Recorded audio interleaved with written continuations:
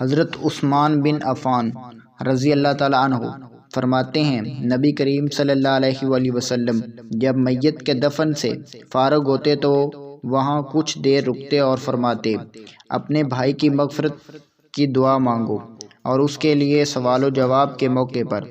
ثابت قدم رہنے کی دعا کرو، کیونکہ ابھی اس سے سوال کیے جائے گا۔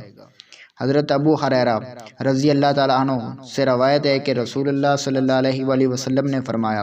کوئی مومن مرد کسی مومنہ عورت سے بغض نہ رکھے، اگر اس کی کوئی عادت ناپسند ہے تو دوسری پسند ہوگی۔ سیدنا جابر بن عبداللہ رضی اللہ تعالیٰ عنہ سے مرفوع مروی ہے کہ نبی کریم صلی اللہ علیہ وآلہ وسلم نے فرمایا، دو واجب کار دینے والی خصلتیں ہیں، جو آدمی اللہ تعالیٰ کو اس حال میں ملا کہ وہ اس کے ساتھ کسی چیز کو شریک نہ ٹھہراتا ہو تو وہ جنت میں داخل ہو جائے گا، اور جو شخص اللہ تعالیٰ کو اس حال میں ملا کہ وہ اس کے ساتھ شرک کرتا ہو تو وہ جہنم میں داخل ہوگا۔ نبی کریم صلی اللہ علیہ وآلہ وسلم نے حضرت علی رضی اللہ تعالیٰ عنہ سے فرمایا، کیا تم اس پر خوش نہیں ہو کہ میرے لیے تم ایسے ہو جیسے موسیٰ علیہ السلام کے لیے ہارون علیہ السلام تھے، لیکن فرق یہ ہے کہ میرے بعد کوئی نبی نہیں ہوگا۔ عبداللہ بن عمر رضی اللہ تعالیٰ عنہ نے بیان کیا، نبی کریم صلی اللہ علیہ وآلہ وسلم کے زمانے ہی میں جب ہمیں صحابہ اکرام کے درمیان انتخاب کے لیے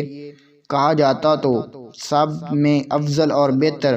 ہم ابو بکر صدیق کو قرار دیتے،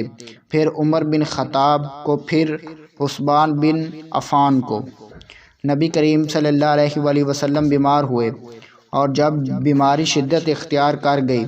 تو آپ صلی اللہ علیہ وآلہ وسلم نے فرمایا کہ ابو بکر صدیق سے کہو کہ وہ لوگوں کو نماز پڑھائیں۔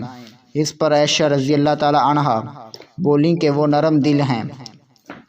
آپ صلی اللہ علیہ وآلہ وسلم کی جگہ کھڑے ہوں گے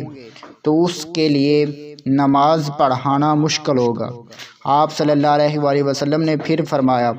کہ ابو بکر سے کہو کہ وہ نماز پڑھائیں، اور وہ لوگ جو اپنے مال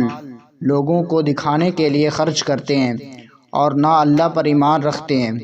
نہ روز آخرت پر، اور شیطان جس کا ساتھی بن جائے تو وہ بدترین ساتھی ہوتا ہے۔ رسول اللہ صلی اللہ علیہ وآلہ وسلم نے فرمایا، بلند آواز سے قرآن پڑھنے والا ایسے ہیں جیسے علانیہ طور پر خیرات کرنے والا،